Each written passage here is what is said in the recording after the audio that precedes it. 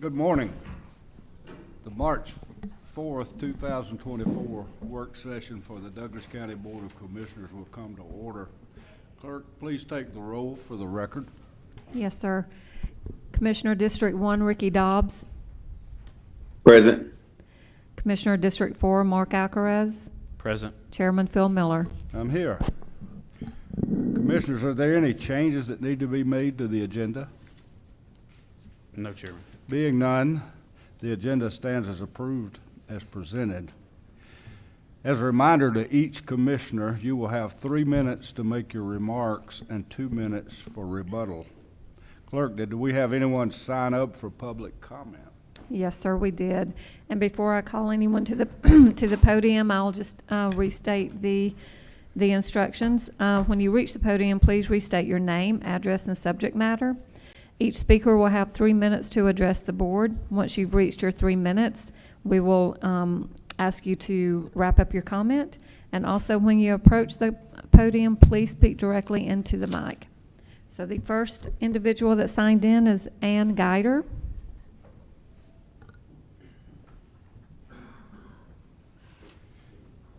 Good morning. Good morning. My name is Ann Guider. I live at 3380 East Baggett Road, Winston, Georgia, District 4. I want to speak today on the legislative aids policy. As you remember, this was passed under the previous board. Y'all had nothing to do with this. But I did sit on the board at that time. I fought the not the hiring of aides, but the pay scale that they were giving the aides. The pay was way over a lot of public safety people and a whole lot of people here in the courthouse. And I tried to warn them that it was going to create havoc. It was going to create a morale problem, which it did. We lost a lot of employees because of that. But I just want to say that I'm not against the aides, and I'm not against who they hired, because after all, if somebody offered me a job at that, a part-time job at that pay scale, I would have jumped at it too. But I'm just saying that an injustice was done at that time. No thought was put into the pay scale. They've since been made full-time employees, making 2 or 3 times what the commissioners make. So I'm just asking you to please put a lot of thought and prayer into the changes that you might make on this. And just remember that it doesn't just affect them. It affects the county because of the cost, but it also affects the morale here in the county with the employees. Thank you. Thank you. Thank you. Our next speaker, Sharon Bachtel.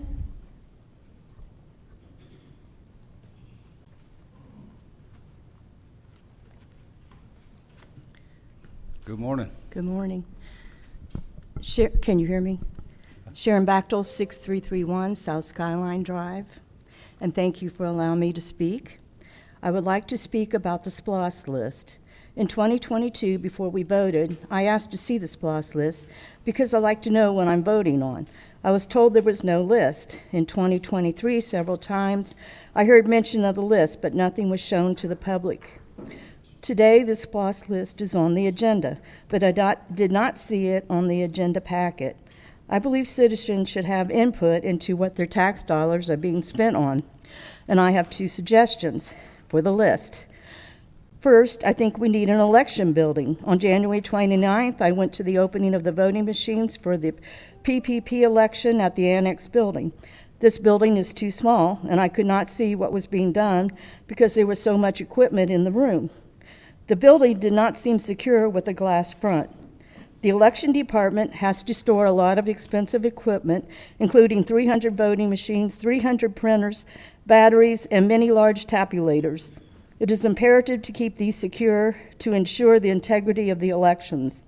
An election worker had to drive a passenger bus back and forth to the courthouse, which is inconvenient. The early voting for the special election in February was only available at the courthouse. There is no place to park at the courthouse, including handicap parking.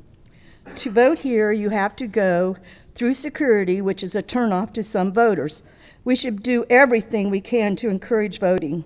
Also, the annex is being rented, which limits security and is a waste of money. The judges need room at the courthouse. We have two sources of funding, ARPA funds and SPLOST funds. I think it is time to have an election building. If you are not going to keep the machines secure, then vote to get rid of them and go to paper ballots. Second, I would like to talk about the Carnes Cabin and Clinton House at the Clinton Nature Preserve. These two buildings are on the National Historical List. They also have ties to two Revolutionary veterans buried in Douglas County, Joseph Carnes and William Clinton. John Thomas Carnes, son of Joseph, built the Carnes Cabin before 1832, and it is one of the few historical cabins still standing in its original location. William Clinton's grandson, Christopher Columbus Clinton Sr., and wife Mary Carnes built the house at the front of the park. In 1999, the BOC spent funds for a study and repair of the Carnes Cabin. In 2026, our country will be celebrating its 250th birthday. I think 25 years later, we should put some money into the upkeep of these historical buildings. Annie Mae Clinton blessed the citizens with this park full of nature trails and other outdoor activities. She also trusted this county with her ancestral homes. I think we should honor her and our Revolutionary soldiers with the upkeep of these buildings and signage. It would be nice to have it fixed up for the big celebration in 2026 and to encourage tourism. Thank you. Thank you. Thank you. Our next speaker, Brandon Penniman. Good morning. Good morning. My name is Brandon Penniman, address 1082 Abington Court, Douglasville, Georgia. Good morning, commissioners. Thank you guys for being here this morning. Today, I come as a local community member and also a voting member of the Douglas County Planning and Zoning Board and Advisory Board to you guys as commissioners. And today, I'm coming outside of that position. I'm coming as a concerned citizen, as a Douglas County and Douglasville native, and also as a concerned husband. My wife, Sherelle Penniman, is one of the legislative aides here in Douglas County, and I have seen her be legislative aide for two different commissioners.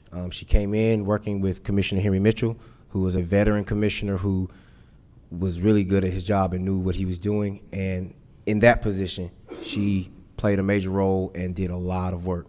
I'm coming to give you guys a perspective, seeing it from my house, seeing that she does more than 40 hours of work a week, understanding that it is more than a full-time job because her job goes outside of the 5 days that she works during the week. When she's in the grocery store, she's still Commissioner Ricky Dobbs' legislative aide. She's a representative of him. She gets calls all throughout the night and on the weekends. She takes calls. She also implements and connects people to local leaders who they need to get connected to. So if they're calling Ricky Dobbs about water, but really they're talking about, but they really need to speak with Gil Shrews, she's the one connecting and making these pieces come together.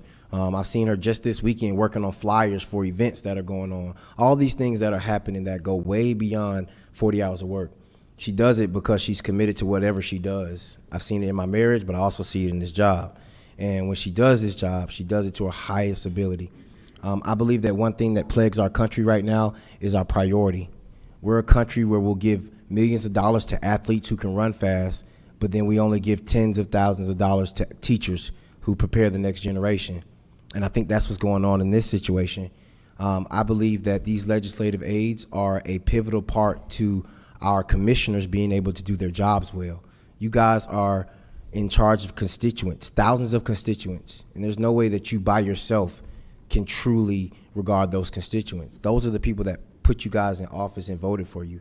I know you're responsible for the budget and the overall upkeep of the community and the different municipalities that work within our county, but you're also responsible for every single person that voted for you, every single person that's in your district. And I believe that's a job that can't be done by one individual. I see her going through hundreds and hundreds and hundreds of emails. right? Answering calls and trying to be there when people are actually calling her upset. I'm listening in the living room, listening to my wife get cussed out by constituents over buses, over roads, as though she's the one who can really make a change. But she takes this brunt and she takes this on, and it's a full-time job that goes beyond 5 days a week. And so my ask to you guys today is that as you consider these policies for legislative aid, you will consider the overall well-being and the future of our community. Last thing that I'll say, I know my time's up, this is the last thing I'll say. We understand that finances help to incentivize people in their work ethic. If you're getting paid pennies on the dollar, it's gonna make it more difficult for you to be able to work as hard as you can, especially when you got a family to consider at home. And that's what I would like for you guys to consider as you're taking these policies in regards to the legislative aids. Thank you for your time. Thank you, sir. Thank you. There are no more speakers, Chairman. Next on the agenda is the meeting minutes. Commissioners, please review the minutes before tomorrow's meeting. We have a proclamation for tomorrow proclaiming the month of March as Procurement Month in Douglas County. We will now begin with the agenda items. Clerk, please begin with the first agenda item. Yes, sir. Just to mention, we will have a public hearing tomorrow for approval of a new off-premises beer and wine alcohol license for M&S Wholesale and Retail LLC at 6965 South Sweetwater Road in Lithia Springs. And Allison Duncan will be presenting that tomorrow. Next on the agenda are policies. Tiffany Stewart Stanley will be going over each one. Good morning, Chairman, Vice Chairman, Commissioner Dobbs, citizens. I'm come before you today with 6 policies for the board to consider for the business of the county. The first policy that I will discuss is the consent agenda policy. The purpose of this policy is to establish automatic placement rules for certain items on our work session and BOC meeting agendas. This would take certain items that are routine in our business, and we would be able to put those items on a proposed consent agenda. The items would be able to be seen by the public, by the commissioners, and at any time, a commissioner can decide to pull that item off of that proposed consent agenda and have a discussion at the work session or the Board of Commissioners meetings. I will provide some examples of some of the things that would be on that proposed consent agenda. The first one is the authority to sign grant agreements that do not require a match. Approval of employment contracts for employees to replace employees that have left service during the calendar year. But the position would be filled, and this would not create any type of change in the budget. It would be simply changing out the employee with the contract. Number 3, the execution of quitclaim deeds for transportation projects previously approved by the Board of Commissioners. Number 4, acceptance of road dedications for public use. Number 5, contract name changes approved by the procurement director. Number 6, contract extensions with no cost impact, which would only extend time. And number 7, acceptance of grants or similar items which have no budget or financial impact on the county. And the last one is the routine applications or similar matters which are necessary to conduct the day-to-day business of the county.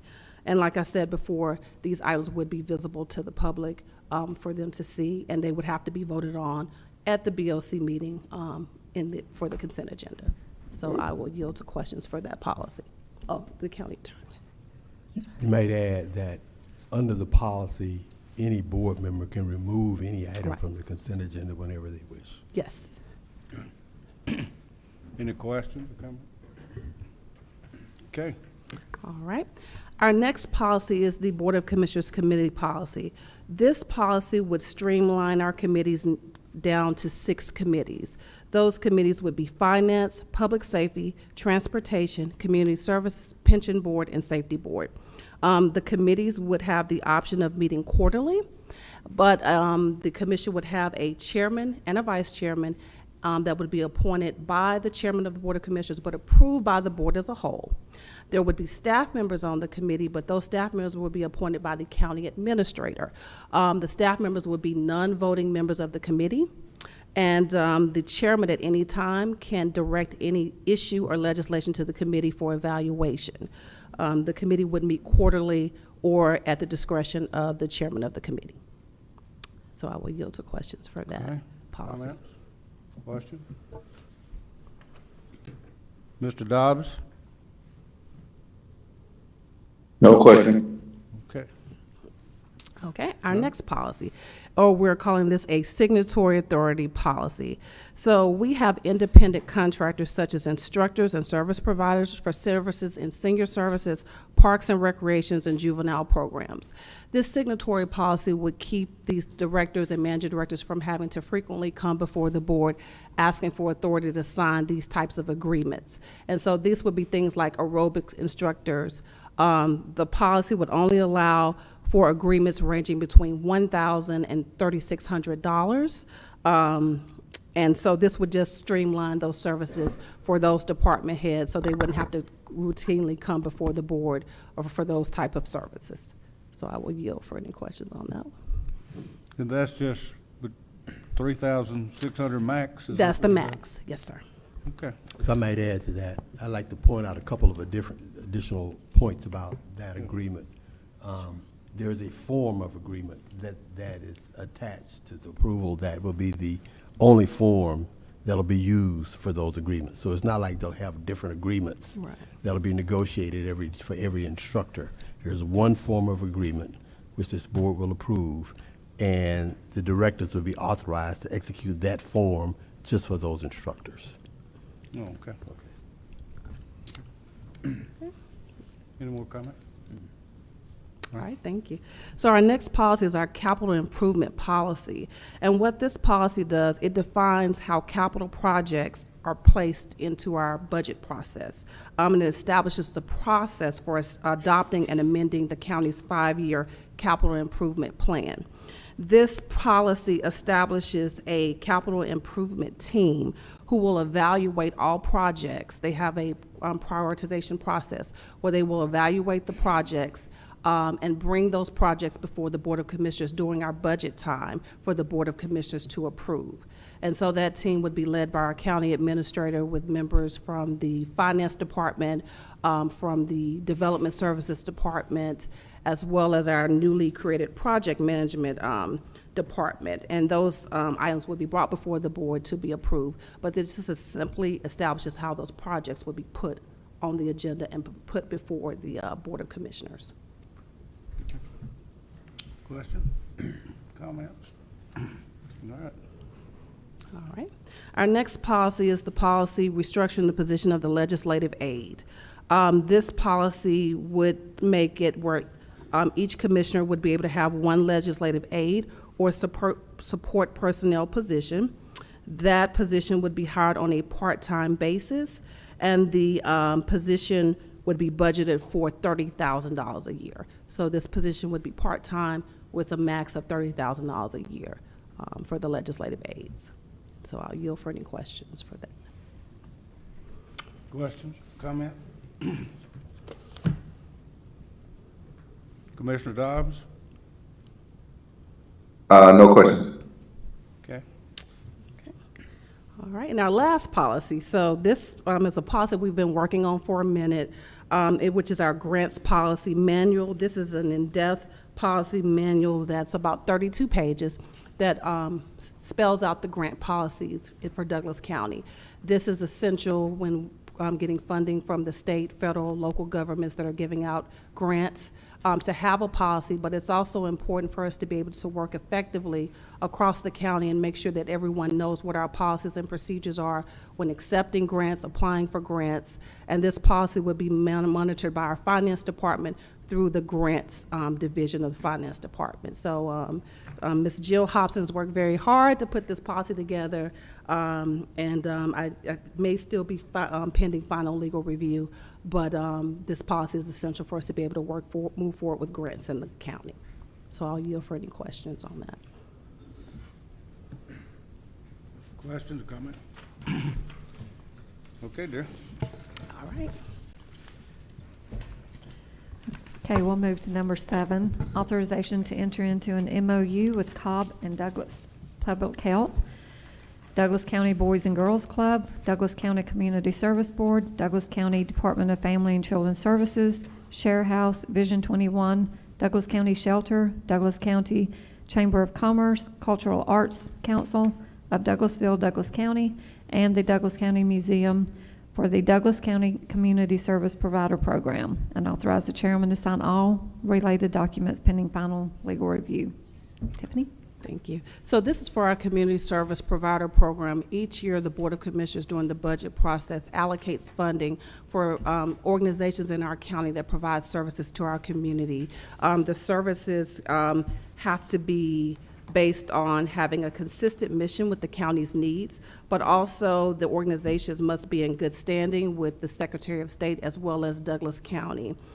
They have to provide throughout the year reports detailing how they're using the funds, and that has to be consistent with the applications that they have presented before our community service provider to our grants division. This year we have the board has allocated funding for the organizations named in the agenda item, and we're just asking for the board to approve the MOU so that we can go ahead and process the funding and give these organizations their funds so they can continue to serve the community. Vice Chair Alcaraz. How many times a year are you going to require for them to report? So the reports are due quarterly, and I believe we have, I will give you the exact dates, 3 reports that are due throughout the year for each organization. And so those reports will be provided to the Board of Commissioners for review. Perfect. Thank you. Thank you, Chairman. Okay. Any more questions or comments? Okay, thank you. Okay, we're going to move to item number 9, Chairman, if that's okay. We'll move item number 8 after number 11. Okay. So number 9 will be authorization to appoint Vice Chairman Mark Alcaraz to the City of Douglasville Tax Allocation District Advisory Committee. Thank you. So the City of Douglasville is in the process of putting together their Tax Allocation Advisory Committee, and that committee requires representation from not only the school board, but the Board of Commissioners. And so we are asking that Vice Chairman Mark Alcaraz be appointed to that committee to represent the Board of Commissioners' interest in the Tax Allocation District. So I'll yield for any questions. Comments, questions? All right, thank you. Thank you. Number 10, authorization to approve the 2024 ARPA reallocation. Ms. Rosalind Miller.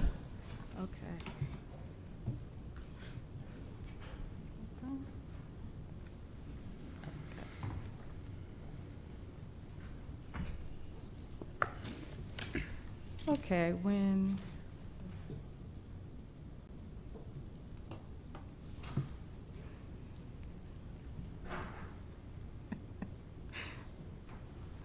I'm laughing. Okay. I told her I could do it. I wouldn't need her assistance, but. Okay, well, good morning. Today, I have 2 items, item 10 and item 11 on the agenda. The first is the ARPA. As you may know that we say ARPA, but it's American Rescue Planned Act, and it's federal funds, and it was signed by the president March of 2021, and we received money shortly. Douglas County, it was allocated to all local governments and city governments for aid of public health and recovery from COVID. Douglas County received $28.4 million. 2 years ago, the board did approve a budget, and at this time, we're asking to reallocate the funds, and it's due to, there's restrictions of time constraints on the funds, and as my presentation, I will identify which projects we would like to reallocate. But what you see before you is $10 million, and that's it's $10.4 million, and that's of completed projects. the projects before you have been completed. We are pending closeout. There is also, with this with the funds, there are several restrictions and requirements that we have to do, and closing out a project is one of them. So majority of the projects we are closing out, but if you look in the first column is the original allocation, and that's what the original budget that was set 2 years ago by the Board of Commissioners. We have an adjustment, credit, and debit, and this column is what we would like to amend the budget. If you look for an example, the first project is employee vaccine incentives. The original budget was $180,000, but we've actually spent $170,000. So we're asking the board to amend this project by $9,470. And it goes on to each project, and it's for the completed projects, they came under budget by $2.3 million. So we're asking the board to allow us to reallocate those funds. The next is this. This slide represents your active and projects that have not started yet. However, if again in the first column you see the original budget. Now again, these projects were budgeted for 2 years ago. The second column is the adjustment or the amendment to the budget. Fairburn Senior Center renovations. This project has two funding sources. We have CBDG grant funds, and then also we have the ARPA. Initially, what was allocated was $850,000. However, receiving the bids back and looking at pricing and scope, it has increased. So we're asking to allocate 2.9 to this project to make the project. This is not, the 3.8 is not the total of the project, but it is the total for this funding source of 3.8. The next is our community assistance program. Due to time constraints, we have to reallocate the funds. There's not enough time to be able to provide services or need to any of the community part that's going to be part of this program.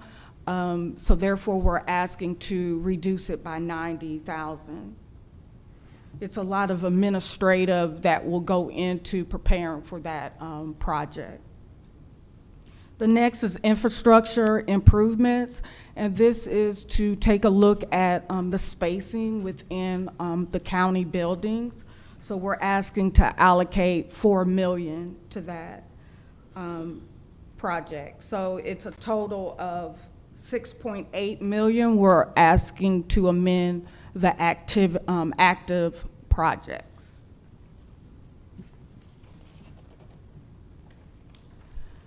The next is the projects that were the proposed projects we're asking to amend, and again, due to timing, all with the ARPA funds, all contracts must be fully executed by the end of this year. By December the 31st, 2024, we must have contracts, and the funds must be fully expensed by 2026. So majority of these projects, it will take, because they would need bidding, we would have to start from cradle to grave for bidding. Not stating that these projects will not get done, it's just the funding source will not be ARPA. And it's due to timing, and if we have identified another funding source for these projects. So we're recommending to amend the ARPA budget by $5.6 million, reducing or eliminating, removing these projects that are listed before you. So the summary, as I mentioned, the original allocation is $28.4 million. We have $10.4 million that is active completed projects, and another $16 $16.7 million that is with active projects, or the 3 amendments that I just mentioned for the proposal. And then contingency of 1.1. And if you add those three numbers up, you'll get the 28.4 million. And we're asking for contingency because there has not been any bids done on the projects.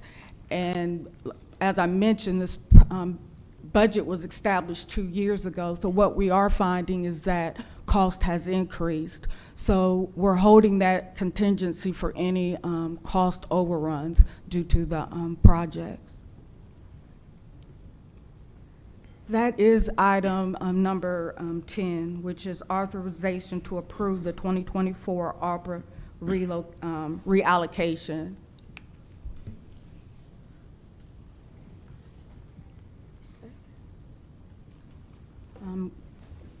If I may, go to the next item. Yes. Item 11. It's the public safety allocation and also the 2022 SPLOS project list. So first, what's before you is we cannot make any changes to the allocation of the revenue for public safety. So when we receive revenue from SPLOS, from our sales tax, we allocate 40.80% to public safety. We allocate 27.80% to transportation. We allocate 20.4% to Parks and Rec, and facilities, we allocate 11%. So far, we've received $20.9 million in revenue, and you see in the third column how that $20.9 million is allocated based off of those categories. And like for transportation, Parks and Rec, and facilities, there's no other, it's just like for transportation, it's just the transportation department. For Parks and Rec, it's just the Parks and Rec. And facilities is just our buildings. However, with public safety, you have several different departments within that number. So that's what I'm here requesting or providing a proposal to allocate for the other entities that are included with public safety, meaning that 8.5, I'm going to provide a proposed allocation of which departments for the allocation of the 8.5. So for public safety, if you notice the 44.4 million, and that is, if you back at this slide, you see the total 44.4 million, and that's what will be allocated for the life of SPLOS, which is 6 years. So again, this is just a proposal. The sheriff's office will receive 59.11%. Fire EMS will receive 24.12%. The coroner's office will receive 5.42%. E911 receive 10.81%. And we have code enforcement receiving 0.54%. I have allocated the 44.4 million based off of the proposed percentages, and you see that the sheriff's office will receive 26.2 million, fire will receive 10.7 million, the coroners 2.4, E911 4.7, and then code enforcement will receive $239,000. When we received the SPLOS, a SPLOS list was never approved by the board. However, we used our capital improvement plan of all of our projects, and if you recall, it was over $200 million. So we looked at all of those projects, and we looked at which projects are eligible for SPLOS, because again, SPLOS is a restricted fund, so it has certain guidelines. You can't use it for maintenance and operations for SPLOS funds. So we took a few of the projects that were on the CIP list, and if you look at the first column, we'll take shares for instance. You look at the first column, based off of the proposed allocation, it's 26.2 million. However, the projects that are eligible for SPLOS is 35.9.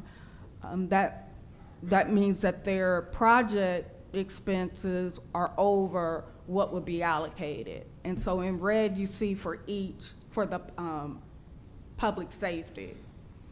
For transportation, that's also 30 million. Again, they don't have to allocate their funds, but the 30.2 million versus 35.4 million. And you have Parks and Rec. Their expenditures, their proposed expenditures are less than the revenue, and facilities also. But when you look at the whole SPLOS funds, it's under by 10.7 million.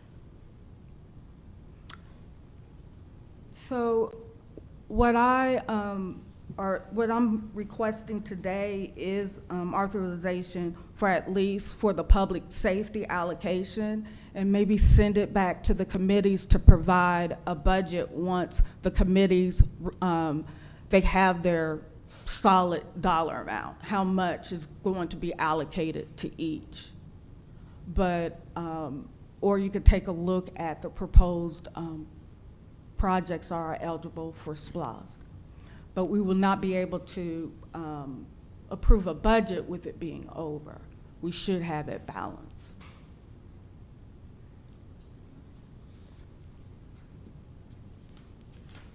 And this is just in detail of each project, the department and their projects. That 4 million that you talked about in number 10, is that, I think it was buildings, would that include renovation of the courthouse to accommodate the 2 new judges that we're getting? That's separate. There's another, if you look down, I know in the tiny spreadsheet, but if you look down at the bottom, 1, 2, 3, like the third line up, it's still 1.7. Okay. Okay. All right. I believe that's, You done? well, yes, Chairman. Yes, I am. Okay. Any questions or comments? Yes, Chairman. Vice Rosalind, Chair. don't go anywhere. Oh, I'm sorry. Going back to number 10, the removed projects, the last one, it says Community Assistance Program allocated $496,000. What was that for? Oh, you can, okay. Well, oh, no, because you're going to go into your. Yes. So those were for projects for community assistance, things such as before we did a rental mortgage assistance program, we gave some grants to like the Pantry, Midway Resource Center. So we allocated some of the ARPA funding, but that $496,000, I believe, is being reallocated. There is an additional $303,000 in community assistance program funds that is listed in that ARPA reallocation that we will be using specifically for community assistance programs. We're just, the numbers coming down. Because I think with the 496 and 303, you'd be somewhere roughly around, I believe, 800,000, but at this point, we're taking it down to $303,000 for community assistance programs. Okay. Good. And Rosalind, all right, so you're requesting to send these back to the committees to balance the budgets for the SPLOST? Yes, to provide a actual budget. If the board agrees with the proposal, then yes, we will provide like to the sheriff's office and tell them they have 26.2 million and we would need projects to allocate the 26.2 million. Okay. Well, oh yeah, that's your commit. So yeah, for all of them, we would need projects. Okay, so if it has to go back to the committee, then we can't vote on this tomorrow.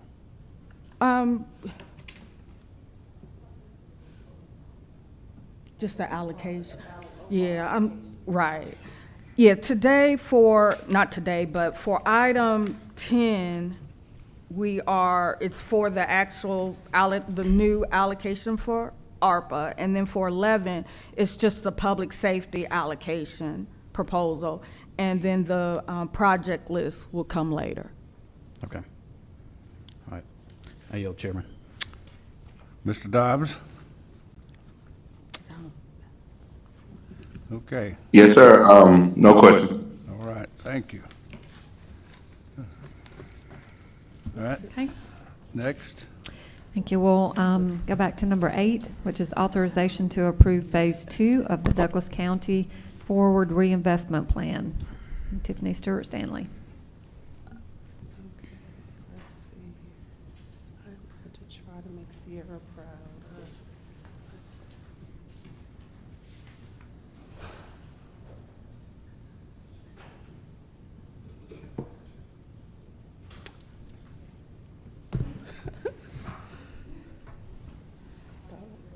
I'm pushing the blue button, I promise.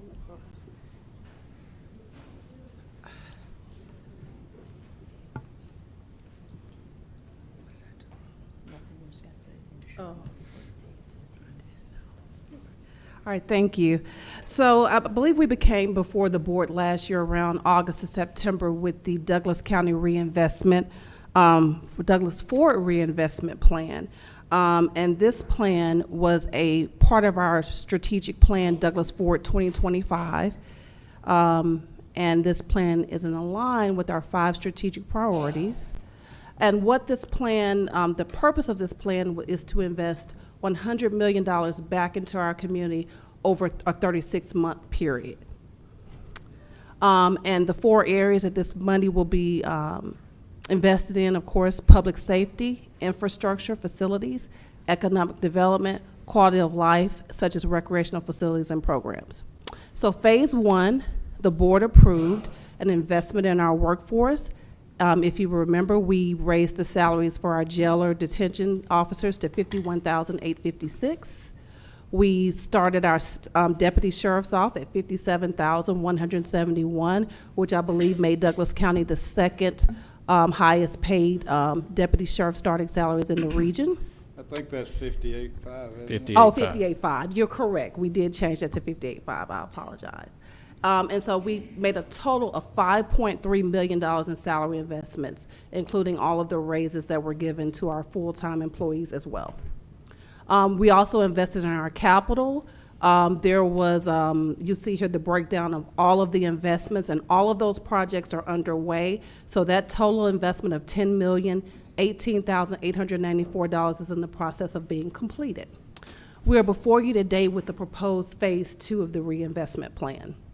The proposed phase 2 has 4 projects that we are ready to begin as soon as possible with the board's approval.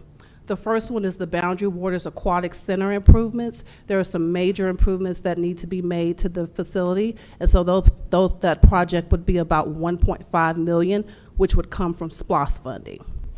The second project is improvements to the Douglas County Library, or also known as the Selman Drive Library, and we're looking to invest $5 million into that library from SPLOST funding. The next project would be Winston Park improvements. This project would entail $5 million as well, coming from SPLOST funding. And the last project on the Forward Reinvestment Plan Phase 2 would be the Fairburn Road Senior Center. As stated earlier, we received an $850,000 CDBG grant from the state, but we will be looking to invest ARPA funding for the rest. Like I stated, all of these projects will be ready to move as soon as possible with the board's approval. And phase 2 investment would be a total of $15,300,000, bringing our total investment into our reinvestment plan at $25,318,894. So that's roughly a fourth of the total reinvestment plan. So I will yield at this time for any questions. Just make it clear to the public, where is all that money coming from? So the money will be coming from SPLOST dollars, the majority of it, and then the last $3,800,000 would be from grants. The first $850,000 is from the CDBG grant, and the remaining part would be coming from ARPA dollars. So that would be fully grant funded. So no tax dollars. No, All SPLOST, right. it's tax dollars from SPLOST, but yeah, but Well, no yeah, general yeah. fund tax dollars, correct. Correct. So, Okay. Vice Chair? So all those projects are ready to be started we are immediately? ready to begin on those with the board's approval. Okay, fantastic. Okay, I yield, Chairman. Okay. Any other comments or questions?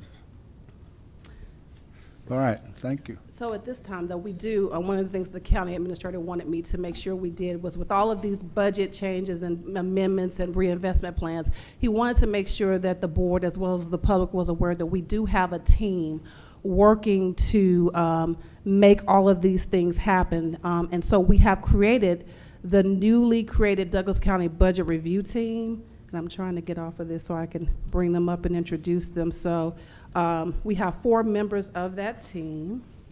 I'll just go to this, see if it comes up.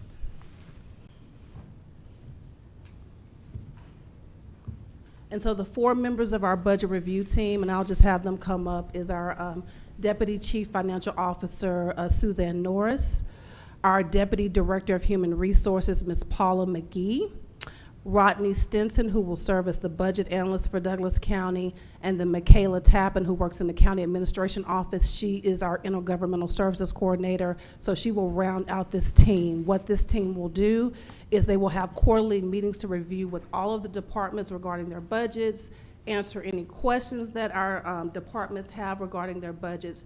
We're working hard to streamline the budget process to make sure that everybody is aware so that by the time we get to the budget process, you know exactly where you stand with your budget, as well as making sure under the guidance of our Chief Financial Officer and our Human Resources Director that people know where they stand as far as money and positions. So hopefully this year we'll be there and the process will go completely smooth. But we have this great team that we have assembled who will make sure that our budget process moves forward. So we just wanted to introduce this team to the Board of Commissioners as well as to the citizens.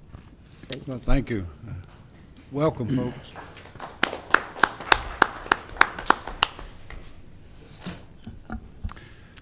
Okay. Okay, we'll move to number 12, authorization to continue funding certain ARPA positions in the District Attorney's Office through the General Fund Contingency.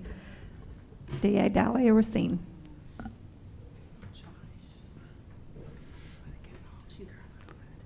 Good morning. Good morning, all. How are you? Great. Dahlia Racine, District Attorney here in Douglas County. Thank you all for the time to speak on this critical matter. Before I start, I would like to remind our distinguished commissioners that the District Attorney's Office is also a critical part of our public safety response, which our citizens and our electorate have determined as a priority for our community. The Douglas County District Attorney's Office has received and maintained ARPA funds for 3 years. I mention this because it is no small feat. There are plenty of other jurisdictions, organizations that receive this funding and were unable to maintain it because they lack the ability to show their productivity with the usage of these funds. Douglas County is not in that boat and in fact has continued to receive this funding of almost $2 million received by the county to fund the important work and positions that this ARPA funding has supported. What I think the benefit is that over the last 3 years, we have had an opportunity to show not only the productivity, like I mentioned, but the necessity of these individuals that have been hired by our office with these funds. We have been able to hedge our staffing needs by having this grant funding, but the time has come where we do need to absorb these positions into our budget.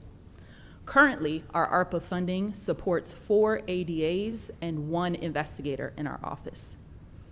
To be clear, that is 30% of our trial line, 30%. Without them, we would have a critical situation. We would have a bottlenecking, we would have a standstill in our ability to process the cases that come through our office. Currently, this team of individuals has been responsible for moving over 500 cases in our community. They are currently responsible for handling over 1,200 cases in our county.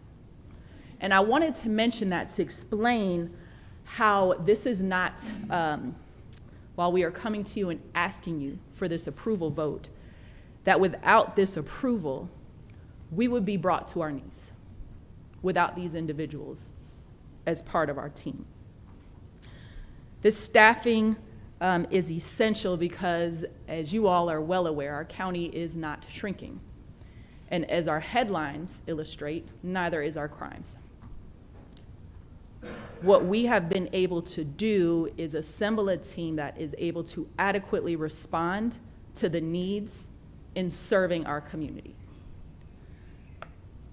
We also anticipate, where I'm headed down to the Capitol in a few moments after this meeting to go and qualify for my second term, but down at that Capitol currently, we are looking to see that a 4th judge will soon be added to our bench here in Douglas County, Superior Court judge. What that means for our office is while the caseload may maintain, the pace will most certainly pick up with having 4 judges to push these cases through, illustrating yet again the critical need that we cannot suffer a 30% loss of our trial line. We know that asking all 5 positions to be moved into permanent DA's office positions when the grant expires in July is something that this is not, again, something we take lightly. Clearly, I also live here in this community.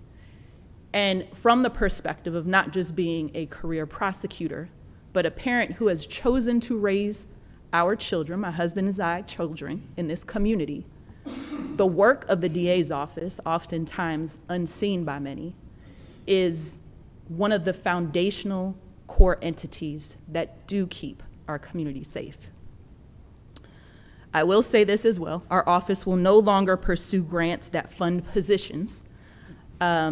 We will pursue grants that fund projects, but with finite timelines, because I can tell you that while we understand the ask of our BOC, we also understand the stress of those 5 employees who wonder if they have to dust off their resume or if they can continue to focus on the caseload of serving our citizens and seeking justice with excellence and integrity, which is the mantra of our office.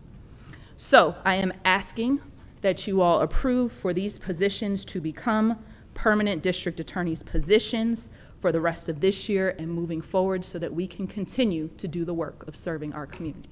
Thank you very much. Thank you. Well, I agree with you. It would create a heck of a bottleneck. Our justice system, it starts with law enforcement and it goes through the district attorney's office. And as a result of COVID, you guys were backed up tremendously. And the federal government was kind enough to allocate us some money to try to catch up. The problem with that is in July they quit. We don't.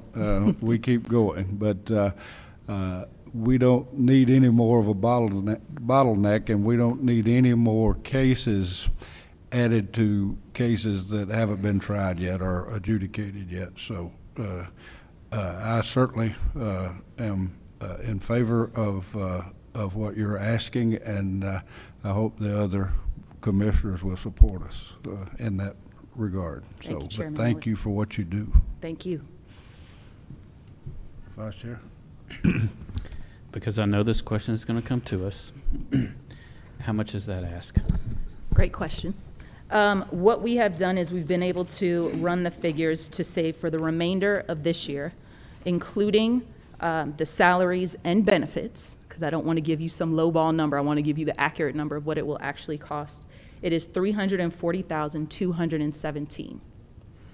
Moving forward to maintain these positions full-time per year will be $600,027.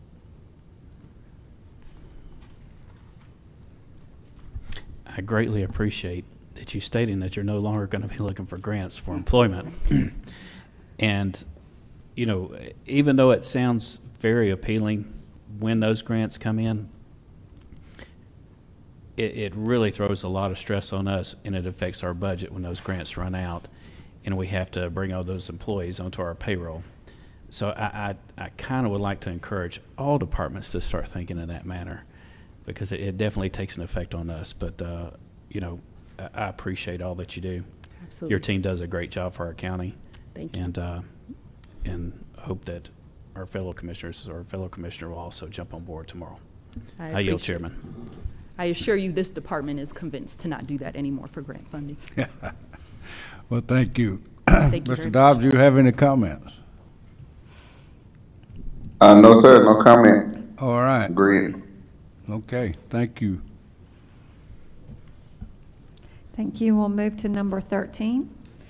Authorization for Douglas County Sheriff's Office to renew an annual agreement with Basics to conduct annual fire alarm inspections and semi-annual detector cleaning in the amount of $19,209 to be funded through the Sheriff's Office budget, and authorize the chairman to sign all related documents pending final legal review. Lieutenant Colonel Pounds.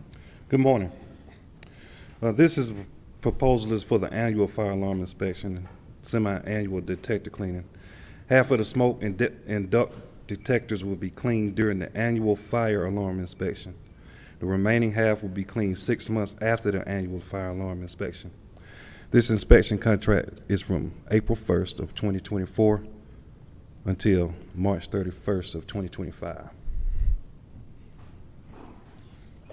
Questions, comments? No, Chairman. Go ahead, sir. Superior Water Services is it keeps the minerals at the proper levels for the chillers, which control the air conditioners. Also keeps the facility's water pump recycling units from corroding. And this is a monthly service that includes treatment chemicals, maintaining and calibrating chemical feed equipment, delivering and applying chemicals, collecting and analyzing samples of treated systems, inspecting systems when open, advising personnel of any extraordinary circumstances within the limits of observations and analysis, reviewing chemical control and making adjustments, providing written monthly reports, and removing empty chemical containers. And that was for number 14. I apologize, yes. It's okay. Question, comment? No, Chairman. Go Okay. ahead, sir. Okay, we'll move to number 15, which is authorization to amend the contract between Douglas County and Buford Golf and Associates for the electronic security systems project at the Law Enforcement and Detention Center, with the following sections deleted and amended as follows. 1.1.3, the owner's budget for the cost of the work. 1.1.11.2, consultants retained under supplemental services. 4.1.11, supplemental services, and 11.1.2, Phase 2, engineering, design, and contract administration services, and authorize the chairman to sign all related documents pending final legal review. For this portion of the work session, I will yield to the sheriff's consultant. He will be presenting this one for me. Good morning. Morning. As y'all know, my name is Stan Copeland, and I was retained by the sheriff as a consultant on this project, hopefully to make sure that all the T's were crossed and that the project was moved forward like it should be, and they end up at the jail with a project or with a system that not only is non-proprietary in the future, but can be maintained at a much lower cost. So What we're here asking the Board of Commissioners is to make these minor amendments with the agreement between Douglas County and Buford Goff and Associates. These amendments will actually allow the team to go ahead and obtain bids from qualified integrators, which will be able to solve some novel and some complex issues that we have run across at the jail and the system there, which, as you know, is proprietary. I'd like to let you know Keith Summer is here from Buford Goff. If the board would like to ask any questions, he's here to answer them. And I want to tell you what an excellent job Buford Goff has done with this assessment. If it had not been for their diligence and their comprehensive assessment on the system, we probably would not have found a couple of issues in the system that were unknown, and we would have been in the middle of a project before some of the things came to light. Let me start off by saying these amendments do not allocate additional funding above what the board has already funded at this particular time. When the board approved this original contract, they set a cap for Buford Goff for their services at $400,000. It was originally a percentage of 10% of the overall project, and it was set at $4 million, which would have been $400,000 for Buford Goff for their services. So what we're asking today does not alter that. What it does is we have entered into an agreement with Buford Goff that they will stand by and maintain the $400,000 regardless of what the budget turns out to be. It will no longer be a percentage, it will be a flat rate of $400,000. So just wanted to make that clear that the board is not approving additional funds at this point because we actually don't know what those additional funds might be. These amendments is a step moving forward.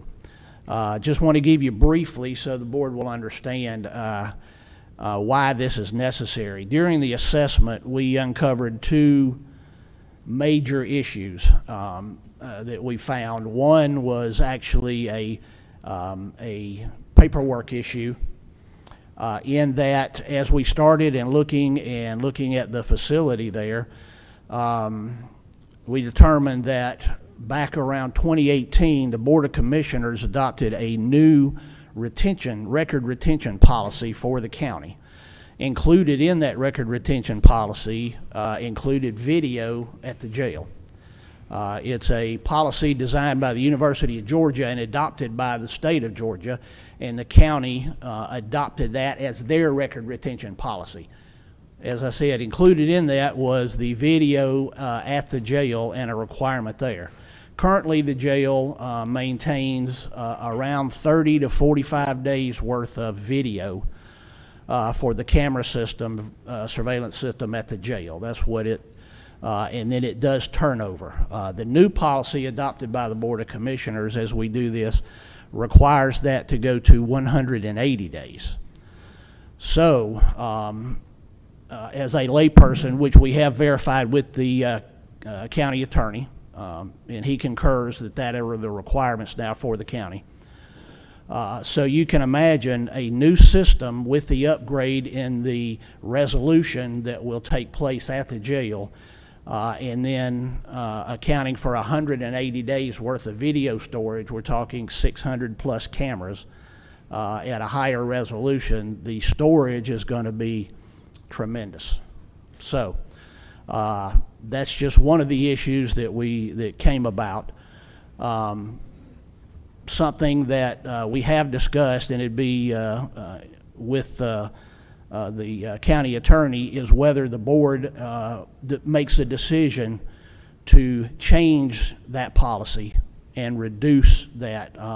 Whether they can, that'd be an answer for the county attorney to make, but that is that may result in, or will result in substantial savings on this project if the retention schedule was reduced back to 30, 40, whatever the sheriff and the board decides is appropriate.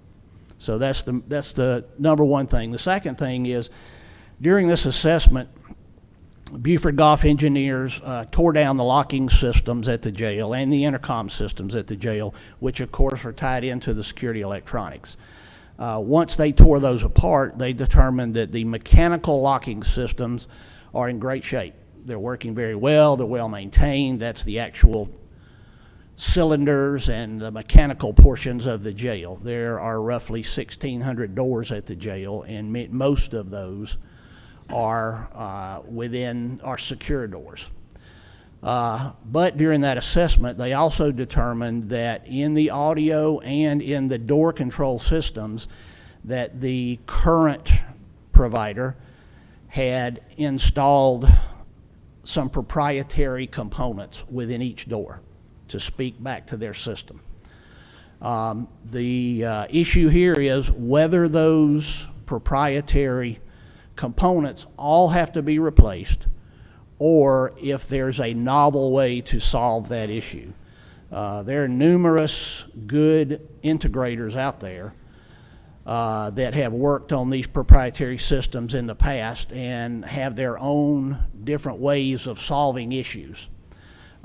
Buford Goff has to look at it from a worst case scenario, saying, okay, if those can't be reprogrammed, they've got to be replaced.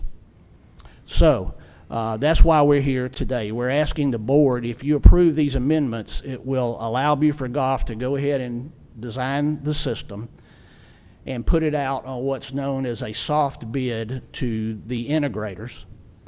Those integrators will be presented with these issues, and they'll be able to come back with what their solutions might be. That way we will have real numbers to look at after it goes out to bid. A bid can be awarded, and then we bring it back before the Board of Commissioners and say, here is the budget. These are actual figures, and we can start any negotiation at that point with the new integrators. So I think really that kind of answers what, hopefully, where we're at now.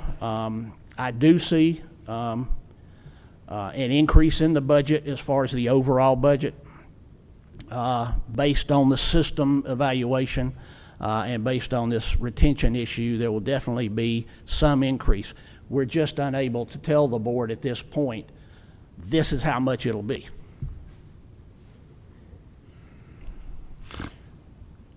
Any questions or comments? Yes, Chairman. Go ahead, Vice Chair. Because you mentioned, I just wanted to be, how much, in regard, and I'm not saying I'm for this change in regards to the amount of data storage. Yes, sir. But when you say substantial savings, how much is a substantial savings?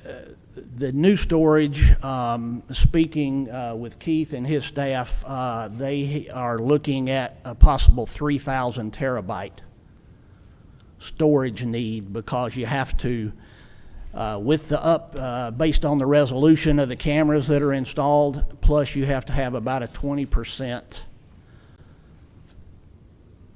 guide there in order to make sure you maintain the 180 days in order to maintain that. So a 3,000 terabyte server, it's just according to what the market is out there, $300,000 to $500,000 for that size server, and then of course you have to maintain that as the years go by. You have to maintain that type of server with that large of storage.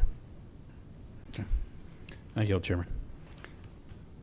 When do you think you'll know what the number is as far as increasing the sheriff's office budget? As soon as we get authorization to provide Buford Goff the go-ahead, they'll start the design immediately, and we hope to get the bid on the streets just as quickly as procurement can assist us, and then get the integrators in here. and have the bids ready. And of course, any procurement will include the top 2 or 3 that are selected, the ability to negotiate the final cost. So as soon as we get it out to bid, we'll get it before the Board of Commissioners and give the board a turnkey budget that will require for the system. And that way they'll be able to explain exactly what they're having to do with the system.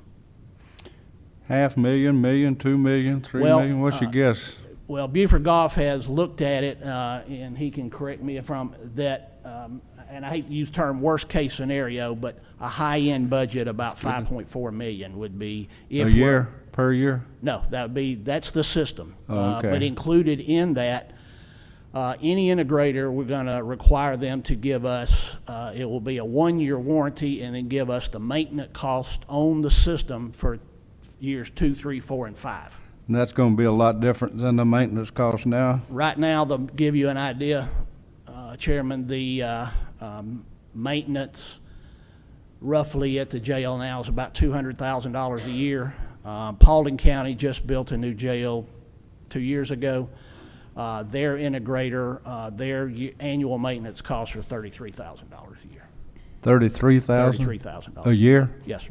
And we're paying $200,000 now? Just under So we would cut that? We would, oh, yes, sir. We'll definitely cut that. We'll just have to see, the integrator will be required based on what you get, Well, but it will be substantial. At least there's some good news. Yes, sir. All right, any other questions or comments, Vice Chair? So you're talking about basically about an additional 1.4 million, correct? Yes, sir, at the worst, on the high end of On the the high bid, end. yes, sir. Okay. I yield, Chairman. Okay. All right, any more questions or comments? Next. Thank you. Number 16 is authorization to advertise for a public hearing during the March 19th BOC meeting regarding route changes and Title VI plan. Public meetings will be held as follows: Transportation Center, 8800 Doris Road, on March 12th at 10 a.m. and March 14th at 5 p.m. and Douglas County Public Library on Selman Drive on March 26th at 1:30 p.m. and March 27th at 5 p.m. Ron Roberts. Morning. Morning, how are you? Good. You received this morning, hot off the presses, our hard copy of our transit master plan. Just came in. So we're moving forward with implementation now. We want to make the changes. That requires us to do a public hearing, which we're asking for today at the next BOC meeting. In the interim, I wanted to announce to make sure that all the citizens are aware that these are the locations and times that are now read into the record for our public meetings, where they can come out and see exactly how the routes are going to change and how it will impact them. Part of this, 2 birds, 1 stone kind of thing, is we're also required to update our Title VI plan every 3 years. And so we've done that, and we'll make it available at the same time at these meetings. If anybody has any comments on that, it's a pretty straightforward document, just exactly outlines what the procedures are for filing a complaint, what we do to post the notifications. We will also have Spanish speakers at the meetings and available, so that if they have any questions as well about the route changes or anything like that. I am available for any comments, but other than that, it's pretty straightforward. I hope you get a chance to look at this. It's been available online, but now you've got a hard copy. Thank you. I'm sure you'll find it interesting read. Any questions or comments? No, Chairman. Thank you, sir. Thank you. Thank you. Number 17, approval of a contract in accordance with solicitation 23-041 with Albion and Wendell, Albion General Contractors, to provide design-build services for the Douglas County DOT Maintenance Facility in the amount of $3 million to be funded by the 2022 SPOS funds, and authorize the chairman to sign all related documents pending final legal review. Did I pronounce that right? Morning. Good morning, Mr. Chairman, Mr. Vice Chair, and Commissioner Dobbs. Pursuant to solicitation 23-41, we received 3 responses to rebuild our DOT building off of Chicago Avenue. This building caught fire in 2019, and we're getting around rebuilding a facility that suits our operations and gives us space to house our maintenance staff.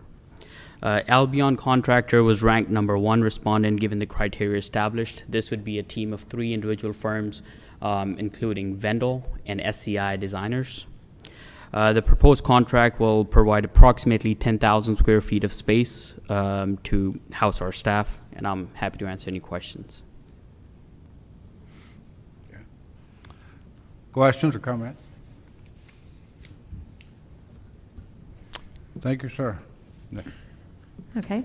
Number 18, approval to award a unit price contract pursuant to solicitation 2024-001 to Wayne Davis Concrete and supply concrete materials for in-house construction projects and other county-wide needs during fiscal year 2024 to be funded by each applicable department's budget, and authorize the chairman to sign all related documents pending final legal review. Director Rana.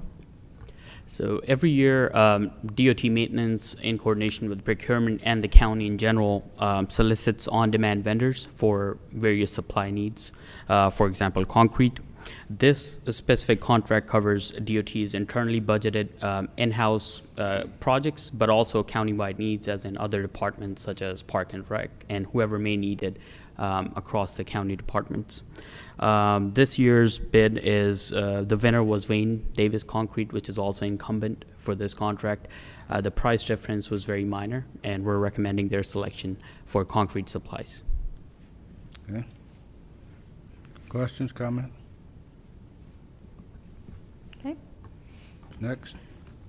Number 19, approval to award a unit price contract pursuant to solicitation 2024-003 to CW Matthews to supply asphalt materials for in-house construction projects and other county-wide needs during 2024 to be funded by each applicable department's budget, and authorize the chairman to sign all related documents pending final legal review. Director Rana. Following along the same trajectory, RFQ 24-03 resulted in CW Matthew being ranked number 1 respondent. This is for asphalt materials for DOT projects, but also for countywide needs. The difference in rate is less than 1% compared to last year, and we're recommending their selection. Thank you.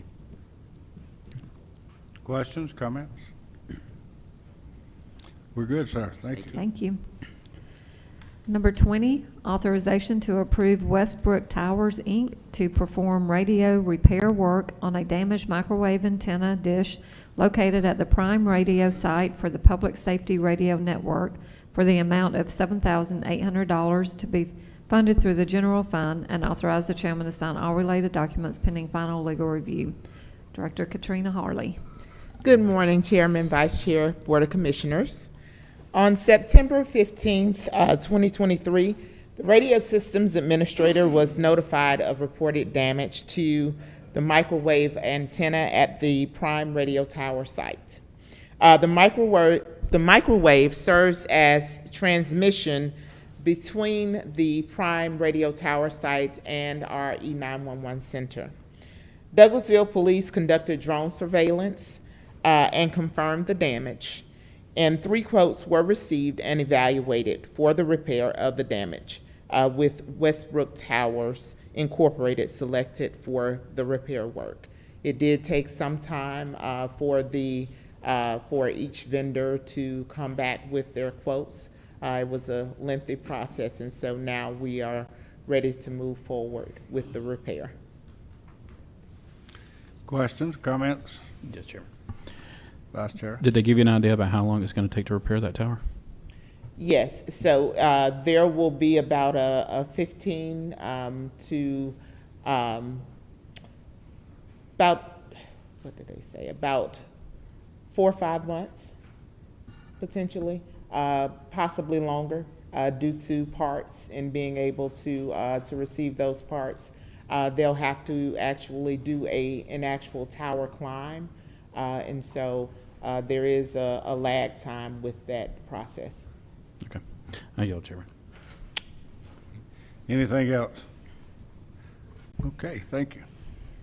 Okay, number 21 is authorization for Douglas County E911 to renew a contract with Carbine Sea Live Universe and Responder Connect for next generation 911 public safety technology that improves situational awareness during emergency and non-emergency calls for service in the amount of $12,485 to be funded from the E911 2024 budget effective April 1, 2024 through March 31, 2025, and authorize the chairman to sign all related documents pending final legal review. Director Harley.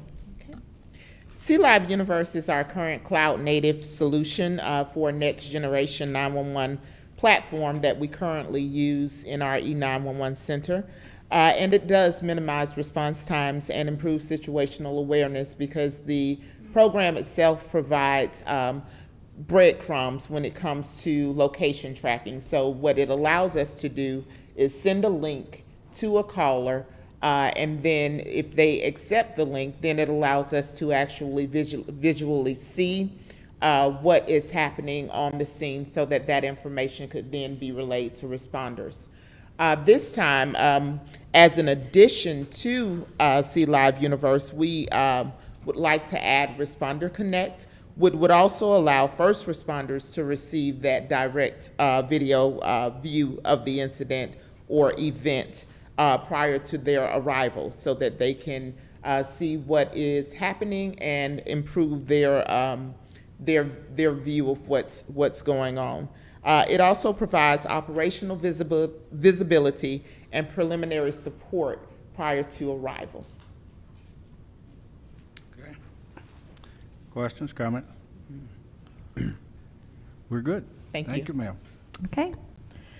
Number 22, approval to enter into a lighting service agreement with Georgia Power in the amount of $25,000 for the installation of the parking lot lighting for Fire Station Number 9 to be funded from the 2016 SPLOST, and authorize the chairman to sign all related documents pending final legal review. Chief Allen. Good morning. Good morning. Basically, this is a lighting service agreement for Georgia Power for our lighting for the up-and-coming Fire Station Number 9, which we should be starting to break ground here pretty soon.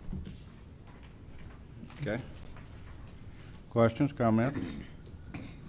Thank you, sir. Thank you. Thank you.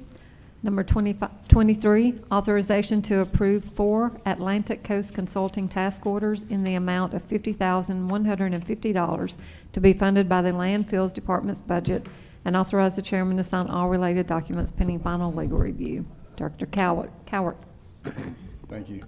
Good morning, Chairman, Vice Chair, Chairman Dobbs, and County Attorney, staff. So this is ACC. It's our on-call engineering firm that's, landfill's highly regulated. So these guys do all the groundwater monitoring and methane monitoring. We do the testing on the methane, and we send it to their lab. They check it. As far as also if there was any deficiencies, they would have a remedy for that as well. So it's one of those things. There's not a choice about what you can do because it's regulated EPD, EPA. But who you use makes life a lot better or tougher, however you go. So ACC is my recommendation. We stay with them this year. It's a total of $50,150, which is a savings from last year of $2,480. Pending any questions, that's all I have, sir. Questions, comments? We're good, sir. Thank you. Thank you. Number Next. 24 is approval to award a contract to American Facility Services, Inc. in the amount of $1,798 per month for janitorial service at the coroner facility in accordance to solicitation 24-007 to be funded through the coroner's office budget, and authorize the chairman to sign all related documents pending final legal review. Is Roosevelt Smith here? Yes.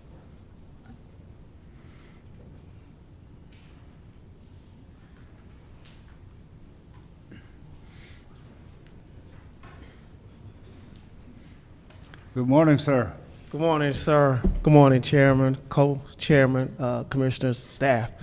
This is a contract that for our cleaning services at the coroner's office.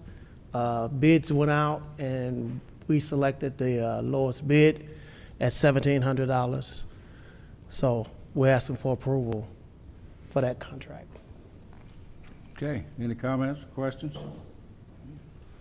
All right, thank you, sir. Thank you. Thank you. Number 25 is approval of a contract with Dominion Voting Systems, Inc. for 20 ballot marking devices in the amount of $67,000 with an annual fee in the amount of $3,000 to be funded through the Elections Department budget, and authorize the chairman to sign all related documents pending final legal review. Crystal Danley Bridges. Good morning, dear. Good morning, Chairman, Vice Chairman, Commissioner Dobbs. This is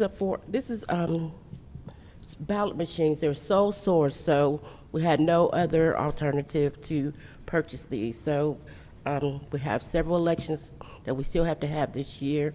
The ones that we're using right now, we want to use some of those for training. So therefore, that's why we submitted this. We need new machines. Questions? One second, let me do that one too. These are additional units to add to our inventory. My name is Milton Kidd, the Elections Director for Douglas County. Douglas County Board of Elections has an average turnout higher than the state. This year alone, more than 250,000 votes will be cast through this office. We are also the office that allows the county to ask voters for funding sources such as SPLOST and ARPA funds, currently to which the Elections Office received none of these funds. We continue to ask the Board of Commissioners to relocate our office to be a better service to the voters of Douglas County. As far as the elections equipment, once again, this is additional equipment that is going to be purchased for what will be and what continues to be a heavy election year with multiple elections. Thank you. Any questions, comments? And this money's in your budget? Yes, sir. Okay. All right, thank you very much.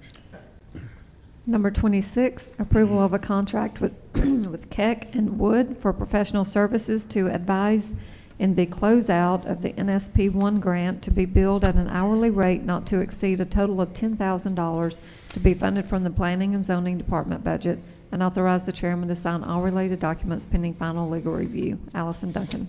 Good morning. Good morning, Mr. Chairman, Board of Commissioners. Today we are asking for approval of a contract with Keck and Wood for professional services. I have been working with Jill Hobson in grants and Ron Roberts, who you know is my predecessor in planning and zoning. We have been trying to close out the neighborhood stabilization program resources. These were funds that were allocated by the federal government around about 2008 in the wake of the housing crisis. Using these resources, we have been able to successfully rehabilitate over 70 houses in Douglas County and get low to moderate income families into those houses. We are trying very hard to get this project across the finish line, working with our partners at HUD and the Department of Community Affairs. And what we're asking is for some resources to be utilized in our existing budget to hire a consultant to help us bring that project across the finish line. It's a technically very complicated grant, and because it predates basically all of our tenure with Douglas County, we are looking to contract with a consultant who has had experience in Douglas County managing this grant to get it finished. There is no impact to budget. This will be absorbed out of the budget of the Planning and Zoning Department, and I'm happy to answer any questions that you may have. Thank you. Any comments or questions? All right, next. Okay, number 27, approval of a contract with the Board of Regents for the University System of Georgia in the amount of not to exceed $1,272 to be funded through the Planning and Zoning Department budget for the purpose of facilitating long-term preservation of permanent records of the Planning and Zoning Department, and authorize the chairman to sign all related documents pending final legal review. Allison? All right. Thank you again. This is a contract that is small in dollar amount, but is big in impact for our department. Because it is a contract, we do have to bring it to you for signature and approval. We have been working very diligently over the last year to transition our records from paper records to digital records so that we can better preserve them for the long term. In doing so, we have identified 6 zoning maps that are basically too fragile at this point to digitize and preserve. As you're probably aware, under the records retention laws, all of our zoning maps, ordinances, files, things of that nature all require permanent retention. So we're asking for a small contract with the Georgia State Archives to do this work to preserve these documents so that they can be transitioned and properly stored because they are required for permanent retention. And I'm happy to answer any questions you may have. Okay, thank you. Questions, comments? You're good. Thank you. Thank you. Number 28, authorization to approve a contract with WeatherStem to purchase a weather station to be located at the Douglas County 911 EMA building in the amount of $8,000 to be funded by the 2022-2023 EMPG grant, and authorize the chairman to sign all related documents pending final legal review. James Queen. James? Good morning. This is going to be to replace the weather station that currently is at the 911 EMA building. That weather station was installed when the building was first built. It has now reached a point of no longer being operational. This was put out to bid. While this was not the lowest bidder, the lowest bidder was, they didn't provide the instrumentation or the sensors that are needed to be used by 911 and public safety. Okay. Questions or comments? Yes, Chairman. Vice Chair? Mr. Queen, can you just, so our citizens know, can you explain what WeatherStem is? WeatherStem is a company that provides a weather station for your windage, rain, barometric pressures, all of those types of things. This particular company also has a integration where we could include the information that's being picked up through that weather station on the county's website for all of the county residents to be able to see. The 911 system uses it with the fire department when they are needing information for any fires, hazmat incidents, as well as just for children being locked in vehicles. That's all, Chairman. I yield. Anything else? Thank you, sir. Thank you. Number 29, authorization to approve an attorney contract with Jana Evans for the Family Treatment Court, and authorize the chairman to sign all related documents pending final legal review. Tiffany Stewart Stanley. So thank you. Ms. Rogers is in court, so I'm going to present this for her. So this is a contract to actually replace a current contract that we already have with Ms. Evans. And it's on the juvenile public defender needs to move Ms. Evans to the Family Treatment Court attorney position. So we would void out the contract that she has now. This contract would be effective from March 5th through the end of the year. There is a slight increase of $5,000 due to added responsibilities under the Family Treatment Court, but it's just simply a replacement contract to fill the need that she has for that court. Okay. Will. Comments? Questions? Thank you, dear. Next. Number 30, approval of a contract in accordance with solicitation 23-003 with Ward Humphrey, Inc. to provide design build services for the Douglas County Coroner's Facility in the amount of $1.9 million to be funded by the 2022 SPLOST funds, and authorize the chairman to sign all related documents pending final legal review. James Worthington. Good morning, Mr. Chairman. Morning, sir. Members of the board. And need to correct that. That should read 24-003. And I apologize for that. As stated, this is a contract for the coroner's facility with Ward Humphrey Incorporated in the amount of $1.9 million. We had about a dozen responses come back in the pre-bid meeting, and then when we got to the actual proposals, we only had 2. We had started reviewing those, found out one of them had some missing pieces. So we met. This is the only one that was applicable. The evaluation team met. We all agreed they could provide. We unanimously agreed to proceed with this company, and therefore we're proposing to move forward with them. Okay. Questions, comments? Vice Chair? All right, I know we're on a timeline with this one. Yes, sir. How much longer do you think, or how long do you think it's going to take once we get a design build back to get this corner facility up and going and get this move made so that the city can take back? So I believe that's probably why out of the dozen folks that showed up, only 2 applied, because we made it very clear that we had to be out by the end of the year. We were questioned about that in the meeting, that, you know, is this really your time limit? And we were, yes, clear on that. They know about the time limit. They've agreed to it. So as of right now, I'm going to say we're going to be out by the end of the year. It will be that's a big hurdle to jump, but we're going to try to get there. I'm going to be impressed to see this one. Right. Weather permitting, but I'm going to be impressed Right. to see this one. But, okay, I just wanted to make sure that they knew that the time stipulation that we have with this, so. They are aware. Okay. And I am certainly aware. All right, Chairman, I yield. Anything else? Thank you, sir. Thank you. Our next item is under discussion items, which will be held in executive session for board appointments.